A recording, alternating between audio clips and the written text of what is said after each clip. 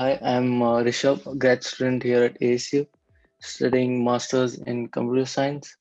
So today we will be talking about um, actually everything about except building a model, because what I believe is, whenever you are into a data scientist or related role, almost I call this 80-20 rule. So almost 80% of your time would be into analysis, cleaning the data, process stuff. You'll only spend almost 20% or less in building your model.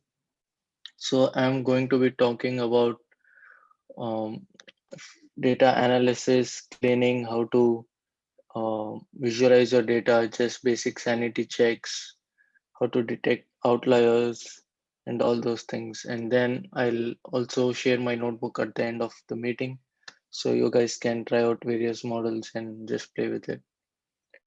So let me just start here by sharing my screen.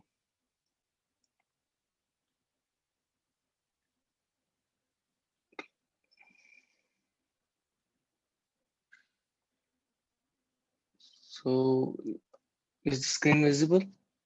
Are you guys able to see my screen? Yeah. Okay, thank you. So today we're gonna be working with this cars data set, which is on Kaggle. So let's go through the data before we start working on it. So it's basically a collection of used vehicles for sale, which was pulled from Craigslist. So the data is about 1.5 GB, and let us just go through the features that we have. Anyways, just interrupt me whenever you have some doubts. We can make this workshop interactive, and you can interrupt me whenever. So let's go through the features that this data has and understand it. So it has an ID, which is just basically a unique identifier, I would say. Then there is a listing URL on Craigslist, which is this one. And then there is a region that the car is in, or the region from where it was posted from, the region URL, the price, year. Then we have the manufacturer of the car, the model of it, the condition of it, and also as you can see, there are, you can see the values here, the type of kind of values that we have for each feature. So the columns here, we call them features, and these are the values. So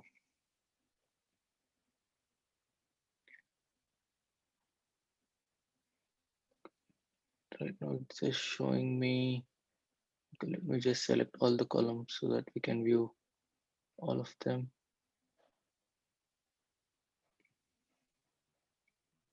So we have the number of cylinders, the type of fuel that the car runs on, the odometer, which is the number of miles it has traveled, what kind of vehicle is it, what's the transmission type, and we have a couple of more features like color of the vehicle, what's the it's a image URL of the car, this one, and a small little description of about the car.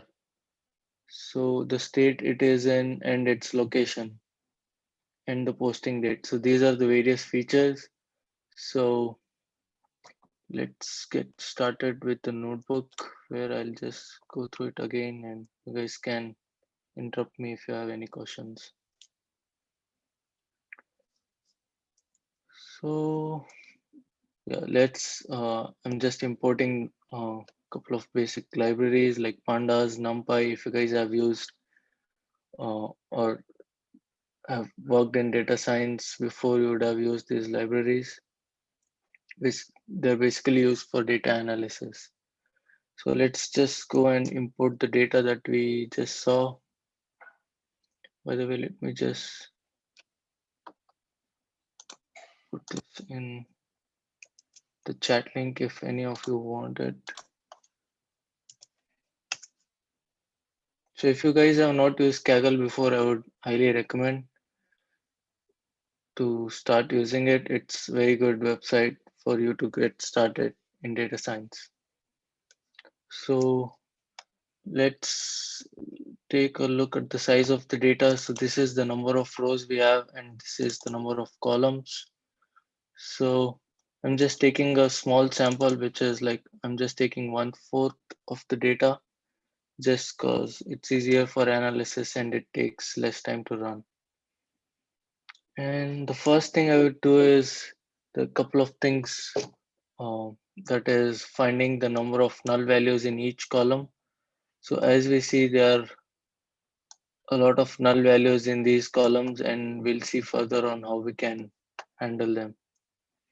The next thing is, let's just do what this does is basically it gives us the number of unique values in each column. So this just helps us to know what kind of a variable we have. Something like if we have condition, we can say it's a categorical variable. Categorical basically means we have, you know, just it's basically just like classifying into groups instead of, let's say, um, if we have price, that's a continuous variable because it can range anywhere. But if it's something like fuel, it's either gas or diesel or something like that, it can just take couple of values, right? So those are categories. So this just gives us a good idea of what each variable is. The next thing is I'm just doing a describe. Just don't worry about this part. This is just made to look the data better. So what would happen if I just do, okay, let me just do df.describe. So what this does is this just describes the data, but as you can see, it gives me some scientific notation. So it's just hard to make sense of it. So I'm just using some code. This makes it look like real numbers and it ignores the scientific notation. So ignore this column ID. This is just a unique identifier, but let's look at some other numerical variables.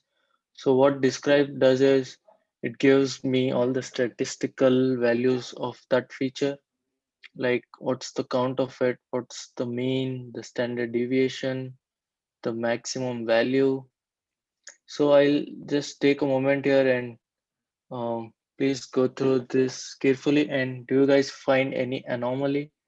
By anomaly, I mean, do you see any values which are too high or something which seems kind of, I mean, not normal?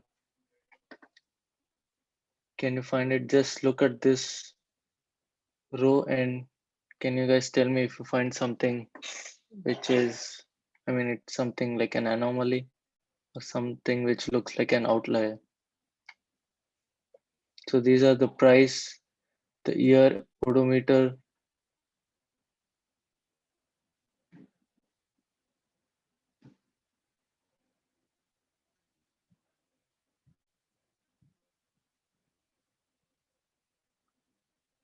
So does this value look something very real? I mean, the price of it, the maximum value it says, I mean, I don't know how much it is. It just has 9 numbers. So I think that's kind of an outlier, or it's something. It's basically a mistake in a data entry or something like that, I would say. So that's the advantage of doing a describe. It just gives you a brief overview of how good the data is, or what can be the things that you might need to take care of. So let me just go through some unique values, right? So for fuel example, it is a categorical variable. As I said, it just takes these values. So we are just, playing around data, getting to know it better. So here's a condition. What's the condition the car is in? So it says excellent. NaN means not available. It's just a pandas data type of saying null. Then there's good, there's like new, there's fair, there's salvage, there's new. So what we can do here is uh, words like excellent and like new seem to mean the same, and words like good and fair are also same. So what we can do is group them into just one word, so that you know, I mean, we're just grouping data in groups of what we think might be or are similar. So this is just a small function. So what it basically does is it takes the condition, which is these values, and what it does is it takes good and it converts good and fair into just one variable, which is good, and something like excellent and like new into just excellent. So let's just run this. And again, if I run this, so these are the unique values now after the transformation. So we can see that the like new has, I mean, it's not here, so it's been transformed into excellent, and fair has been transformed into good. So we have just grouped them. So uh, one of the other things that I would like to add is, data analysis, processing. You can be as creative as you want. There's no rules or something like that. I mean, there's no written framework of how you need to do. You can just be creative and just try to just try different things and see how your model comes out, and then just try new things. And I mean, this is how you learn. It's all about practicing and getting an idea. There's no written way of how you need to do it. So yeah, you can be as creative as you want. So let's come to the data cleaning part. So I'll start by dropping few of the columns which I found are not useful. Something like ID, which is just a unique identifier. Some of you might think the image URL might be useful, but yeah, if you're doing computer vision and if you want to add that stuff, it's definitely what you can do is go to that URL, pull that image, and then what you can do is analyze it. So let me just pull one URL real quick to see if it's useful or not. So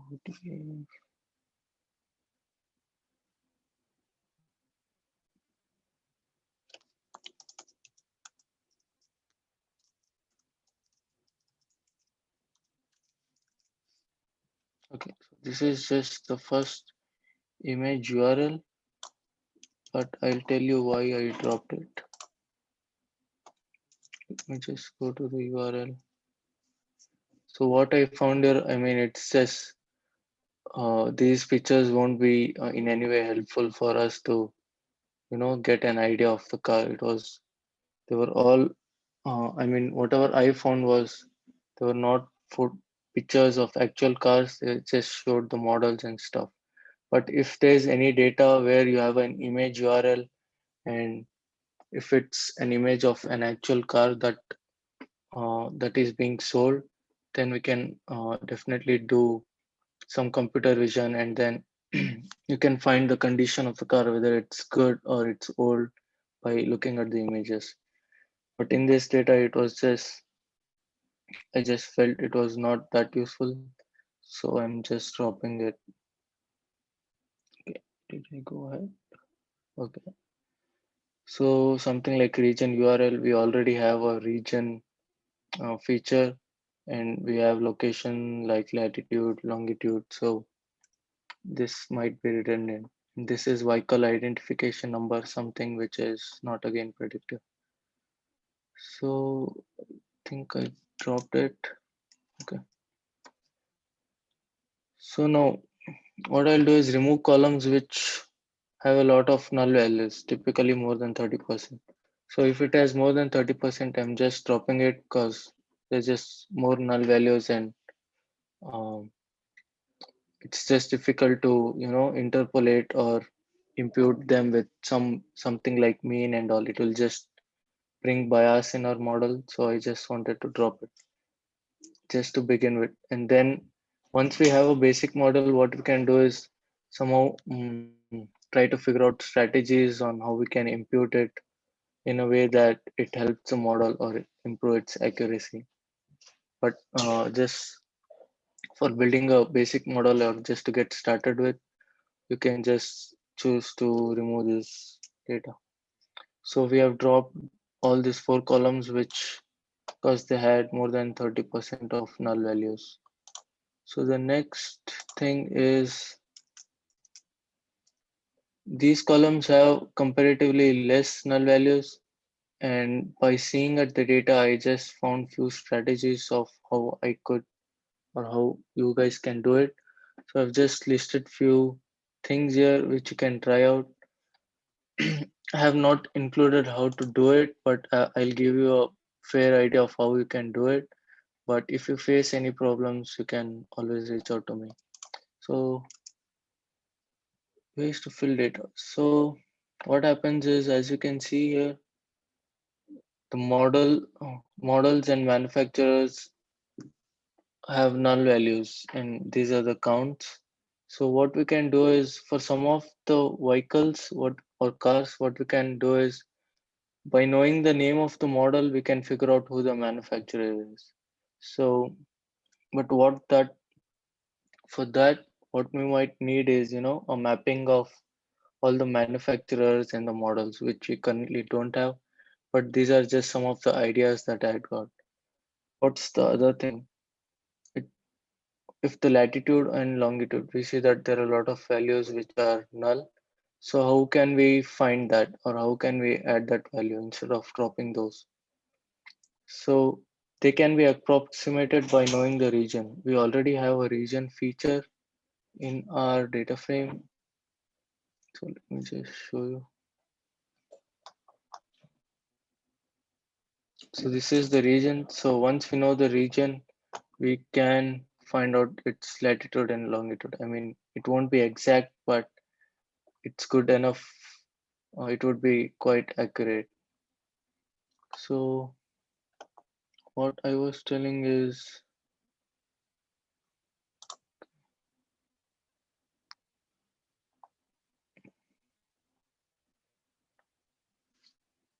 yeah, so here it is. So let's just printing out rows which has latitude, which has latitude 0. So as we can see, it's the latitude and longitude here is NA. But how can we figure out given the region? So what I can do is, okay, suppose the region was main. So let me just see if I have it. Okay, or let me just put it as Florence.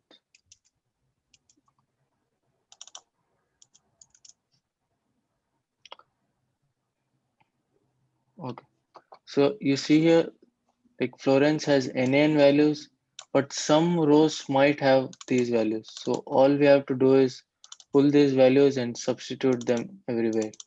They might not be like exact, but it's still accurate. So there's still a way, we can fill these values. So fine.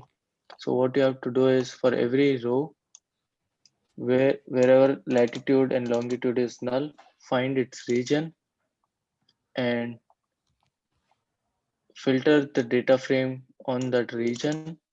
And then what you have to do is just take the first entry where we have this data available. And then just copy paste all of this to wherever it's null. So it might still be accurate and it's better than dropping it. So these are some of the ideas, but right now to get started and build a basic model or give you guys an idea. So I just did that, but right now what I'll do is I'll just drop or clean the data frame and remove all the values where it's null. But you can always try those things once you have the basic model. Coming to the outliers. So as we saw in the beginning, let me just check time.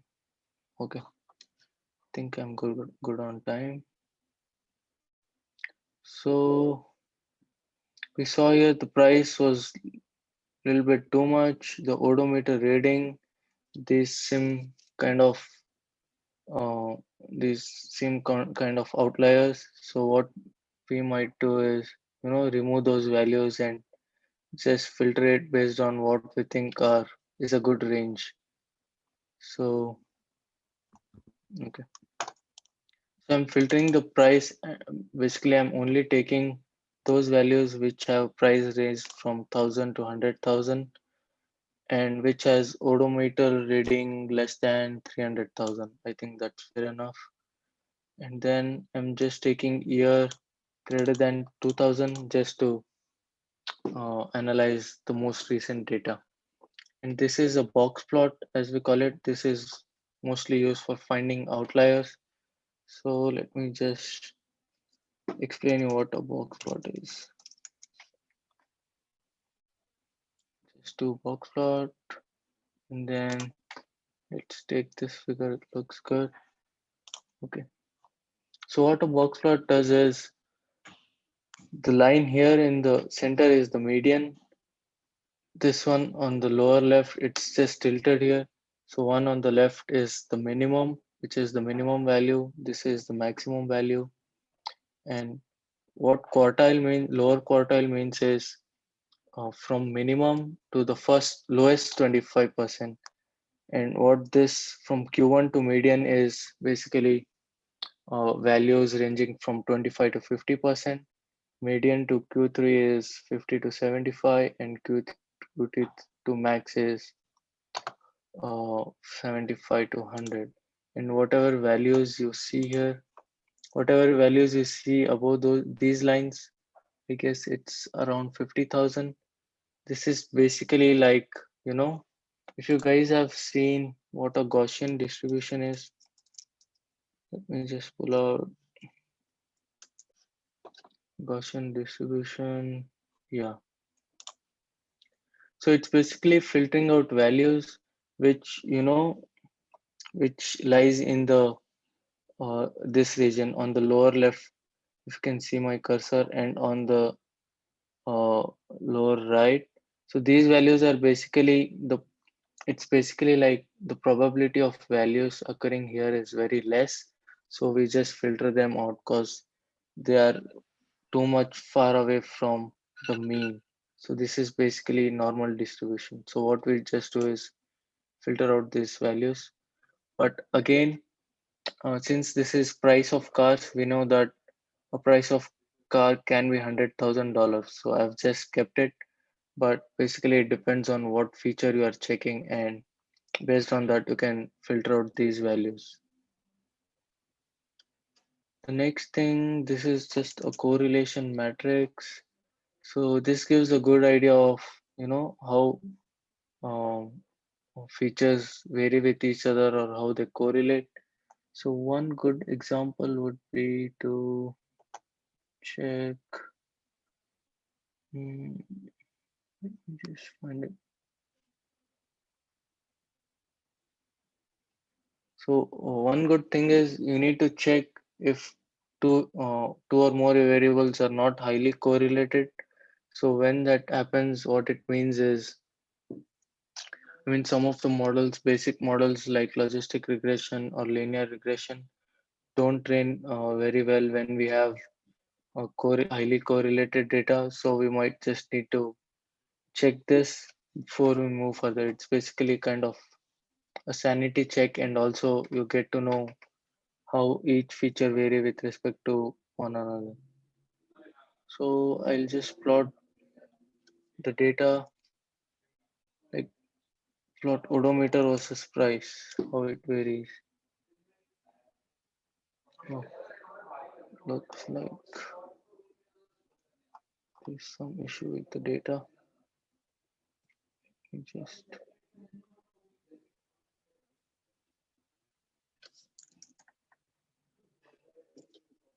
let me just run it quickly again. So meanwhile, if you guys have any questions or ideas, can just unmute yourself or throw it in the chat.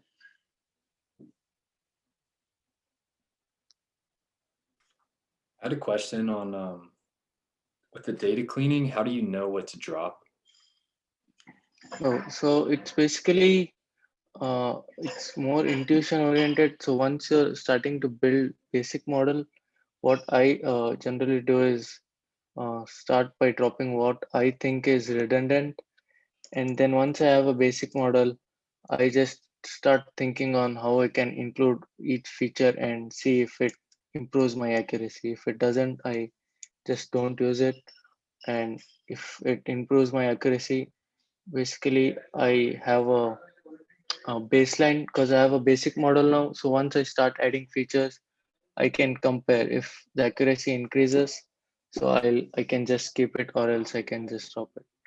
But some of the features like ID and URLs, the image URL I showed, so that seemed like, I mean, they were not predictive. And here I'm not using computer vision. So I just thought I would drop it. Okay, thank you. And you can also see something like VIN, which is vehicle identification number, I guess. So, I mean, it's not predictive, it's just a random identification number. So, yeah, you can drop features like these.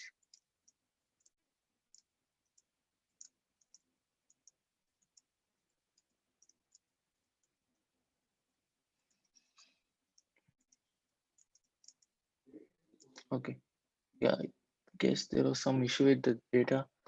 So, one more thing which I wanted to point out was just check the relation between year and price. So, they seem to be, I mean, correlated. There's a 61% correlation. So that seems kind of intuitive.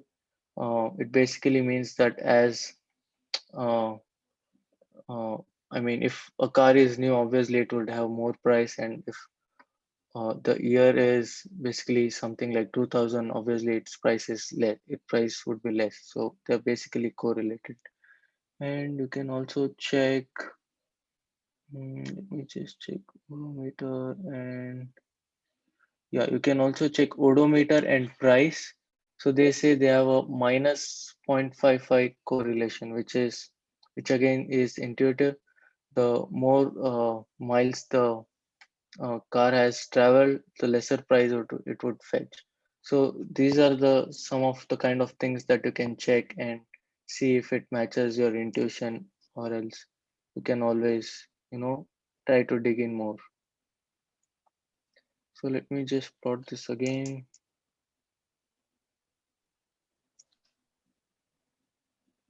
Okay. So here is a graph of odometer reading versus price. So as you can see, the as odometer reading increases, the price decreases. So these are some of the basic visualizations that you must do before trying to build a model, because this gives a good idea uh, about the data and whether it's clean or what's the basic trend that you see. So once you build a model, you have a good idea, and if it's not working, you uh, have at least some idea where there might be a mistake or where you need to dig in more. So this is again a basic histogram plot. So what a histogram plot is, it's basically a frequency plot. It shows, so this is odometer reading. So we see there are fewer number of cars with odometer reading more than 200,000. So it would be very surprising to me if these frequencies were high for uh, values like 300,000 and less for 50,000. So I mean, these are some of the plots which help, and just it just helps in understanding the data, and just seems normal. There's nothing that looks suspicious. Then there is year. So as we can see, there are more recent cars than there were uh, like a decade or two ago. Like there are very fewer cars from 2002, and there are more cars from 2 or 3 years back.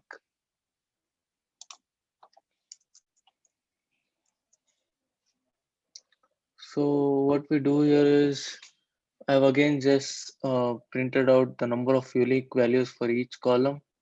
So as you can see here, some of the features have a lot of values like 403. So this actually creates problem while building a model, because if you have used one hot encoding, let me show you guys what one hot encoding is. If some of you don't know it, it's completely fine. Let me pull some images. Okay, so this looks good. So a region is basically a categorical value. So something, if there's a data frame with color and it says red, blue, green, blue. So when we do a one not encoding, every feature in this column, every value in this column becomes a column here. So we have three unique values here. We get three columns here. So the problem here is we have 400 unique values for region. So when we do a one not encoding, there will be 400 new columns and they will be very sparse. So I just wanted to, okay, so let me just, so I've just printed out the number of the kind of unique values and its count that we have. So we have Rochester, which is 523, but down here we see some of the regions have very less occurrences. So what we might need to do is remove these values, because these anyways don't add any value to our machine learning model. They're just very infrequent, I would say, or non-frequent. So what I do is I keep a threshold of 100. So any value which is not occurring or which whose frequency is less than 100, I'm just removing them. This is just to help our model. And we can always, once you have a basic model, we can always, come back to this and try to think of ideas of how we can handle this much better.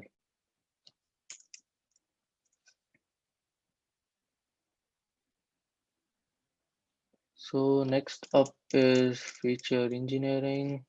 I'll just try to show how we can build features, our own custom features based on the data. So we have a description column here. I think it would be definitely predictive, or maybe give some idea of how the car is, but this would require natural language processing, which right now I'm not covering. But this column is obviously very, it might be worth to dig in more and use some NLP here. So what I did was there's a posting date. So, I mean, when you train a model, it generally wouldn't understand dates. You would have to convert it into something more meaningful. So, what I did was, uh, okay. So, what I did was find out today's date and then just create a feature called as days since posting. So, I just know what today's date is, and I just calculate the number of days from posting. So, once I have that, so we have a new feature here, which is days since posting, and then now I can remove this feature. It's no longer required. So these are some of the ways you can create your own features. Again, you can be as creative as you want and try out different features and see what works for your model. So I've just removed these things. Description, if you're using NLP, can be useful. Okay, so the number of regions are down to 175. Previously, I guess they were somewhere around 400. So we have just, is that, okay, it was the number of unique values in this column was 400. So we are down to 175, which is good. So these are basically the most frequent values. I've removed values which were infrequent or which occurred just once. So, I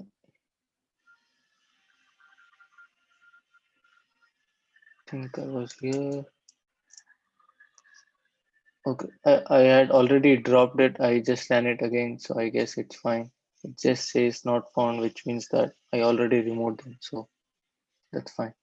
So I was here, yeah. So I've decreased some of the values, so now we can build models. Actually, 175 is uh, huge number for number of categories, but we can always try to build a model and then try to reduce more if the model doesn't seem to be working well.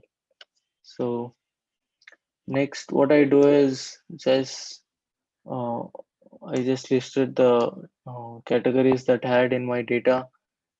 So region, manufacturer, model, and all these stuffs are categories. They're not continuous variables. So I'm just separating them so that I can process them uh, differently because we need to process numerical and categorical data differently before we start to build the model. So here are our numerical columns, which is odometer reading, location, day since posting. These are all numbers, continuous variables. So before feeding into our model, I'll just convert all my categorical values to string. This is just a precaution so that it doesn't throw me any error while I build the model. Okay. So now I'm just going to scale my data. This is standard scaling. It basically what it does is if we have large numerical values, it just scales down to a smaller range so that basic models like logistic regression or linear regression they perform well. It's just to help the model. But if you are using complex models like or tree-based models, numerical scaling might not be required. But I just do it anyways mm, because I always start building my models with I always start with basic models like logistic and linear. So I just have this in place so that it doesn't hurt the model. And then I just define my target. So what we are doing here is, so actually in this problem that we see, this was actually just a data scrape from Craigslist. It was just for analysis, but what we can also do is use price as our target variable and then use all other features to predict the price of a car. So given all the other features except price, so given region, what's the year, manufacturer, model, what's the odometer reading, can we predict the price accurately or at least to a fair range. So that can be our problem statement, and I'll just show you how our data looks after we process. So odometer reading, as you can see here, is negative, but it's just because we scaled it. So it's actually positive, but it's just, as I said, scaling down the values so that it helps some of the models. It's just how those models are built. Uh, and that's how it works. So the next thing would be just split the train data. And the next thing is actually modeling, which what I have done here is I've just shown you guys a link where you can go and build your own models. I wanted you guys to try it out instead of me trying it out. And then if you have any questions or if you want to improve it further or any ideas, we can always discuss.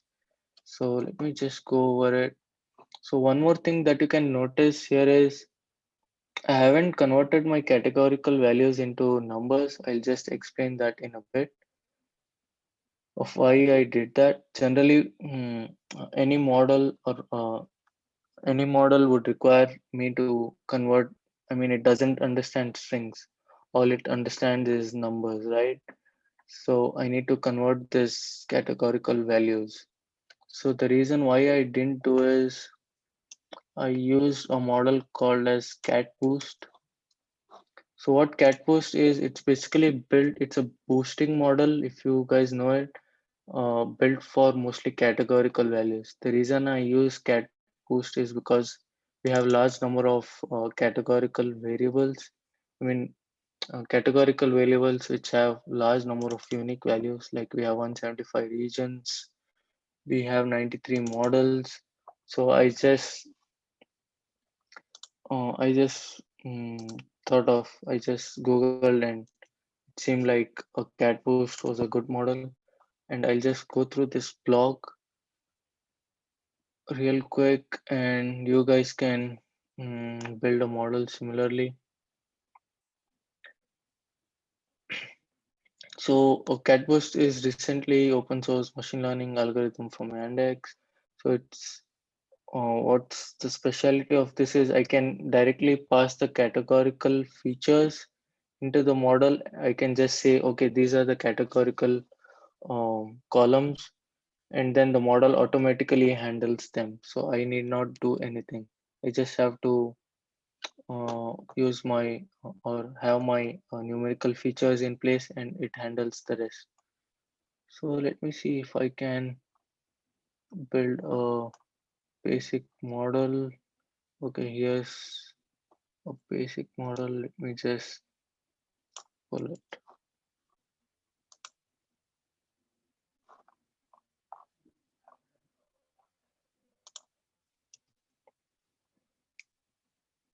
So I'll have 50 iterations. It's basically a boosting model. So it's a sequential model, and that's how it works. It's like there are 50 iterations. The model runs the first time. Whatever the model predicts wrong, it again runs us on those data points and then tries to correct it. So it's basically a sequence of it runs 50 times and then improve in every cycle it improves itself a little bit, and then our loss function is root mean square, learning rate is zero point 0.3. These are various hyperparameters which you can play around and try to see which one works. I'm just building here a basic model just to give you guys an idea. So we have our data split into train and test.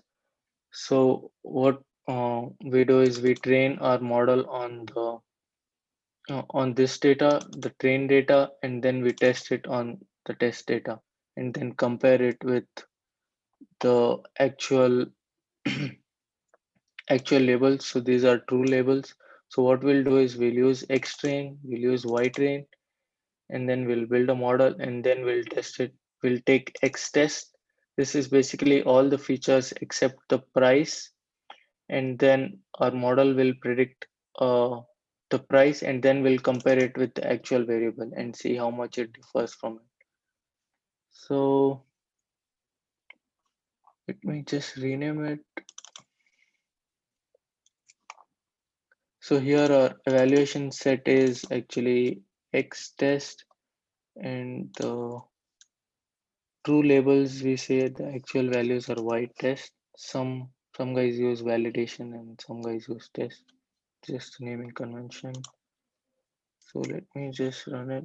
Okay. Okay. So this was the one I was talking about. So as you can see here, I've not converted these categorical features into numbers, just as I had shown before. What was it called? Okay, not encoding.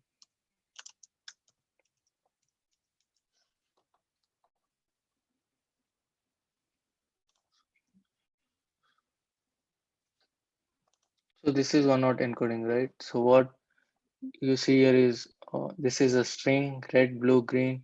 So, but unfortunately, model doesn't understand strings. They need to be converted to numbers. So, but the interesting thing is I haven't done it, right? So I need to somehow say to the model that these are the features. These are the columns that are categorical, and I need you to convert it instead of me doing it. But if you were to use some of the basic models like logistic regression, sorry, linear regression, this is a regression problem, or tree-based methods, you would have to use this thing before feeding it into the model. But since I've used CatBoost, it has a very nice feature where you can just mention the categorical variables and then it just takes care of it. So so these are my categorical columns. So I'll just pass it to the model. I just say to the model, hey, these are my categorical columns. You got to handle it. So let me just run it. Okay. So it gives me a good model. So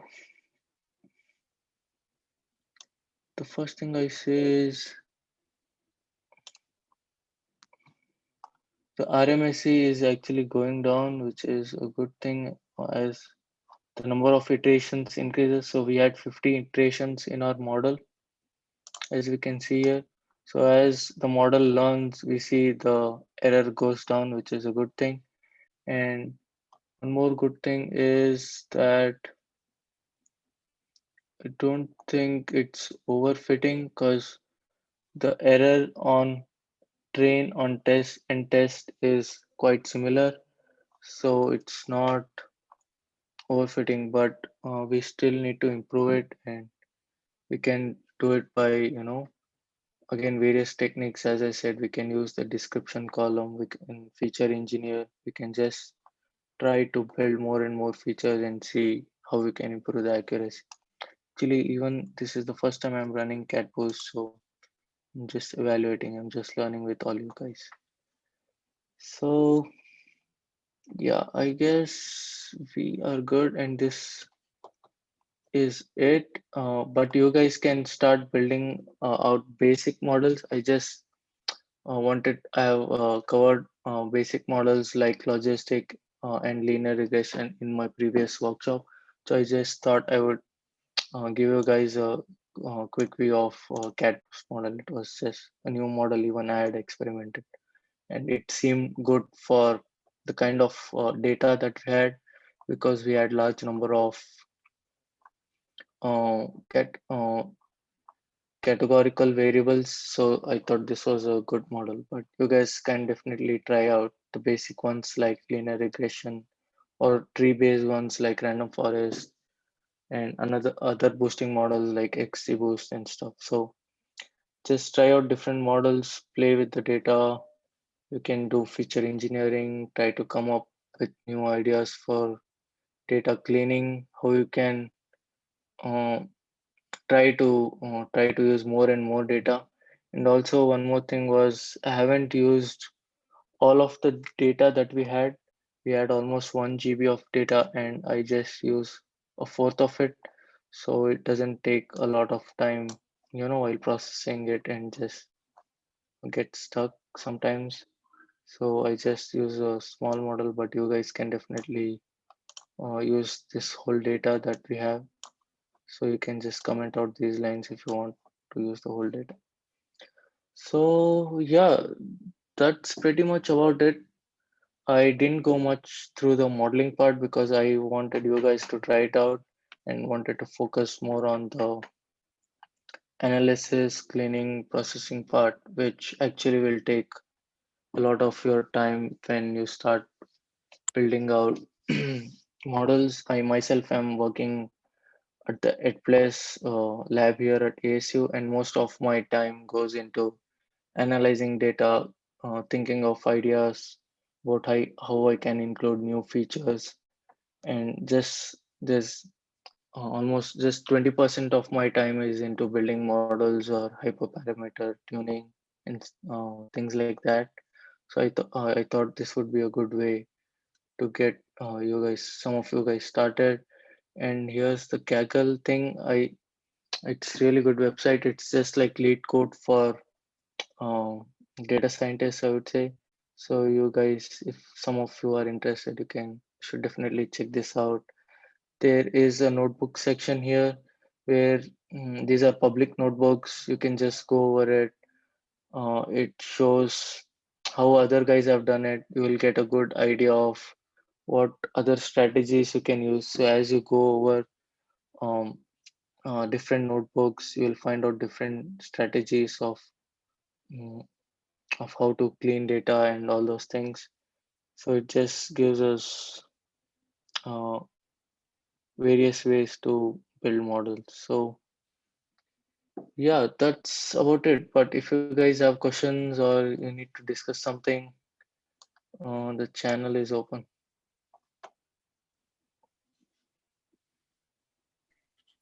I just had a question on the cat boost regressor. Mhm. Is the depth something that you would tweak to try to improve the accuracy of it, or Yeah, so this one's a hyperparameter tuning model.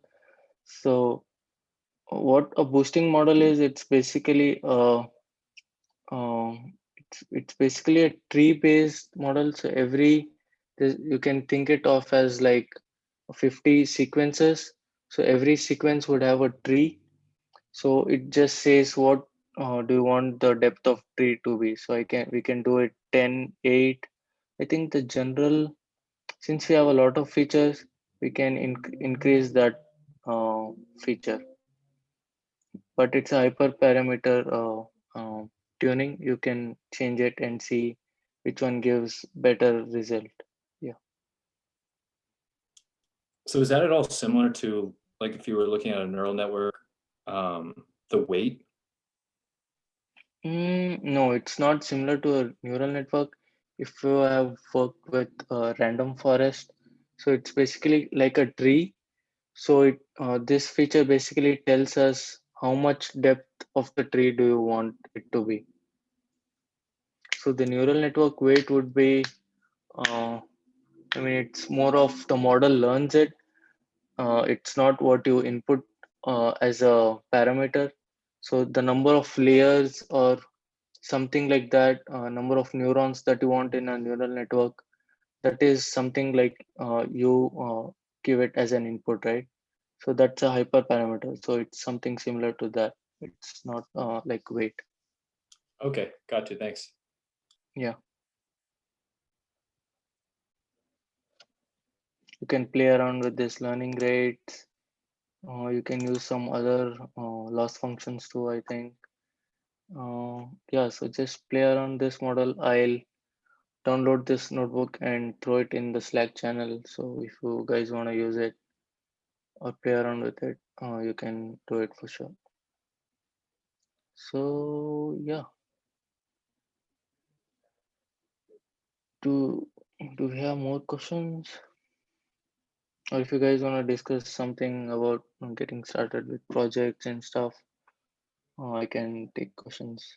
Or what plotting library are you using? I have used a plotting library called as Seaborn, and there are some other couple of libraries like Matplotlib. So I've used Seaborn. Use the Python notebook in the Slack. Yeah, I'll just throw it in a while so that you guys can use it.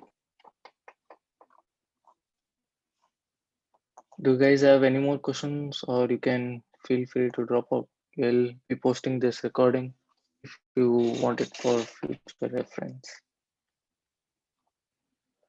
And yeah, thanks a lot for joining.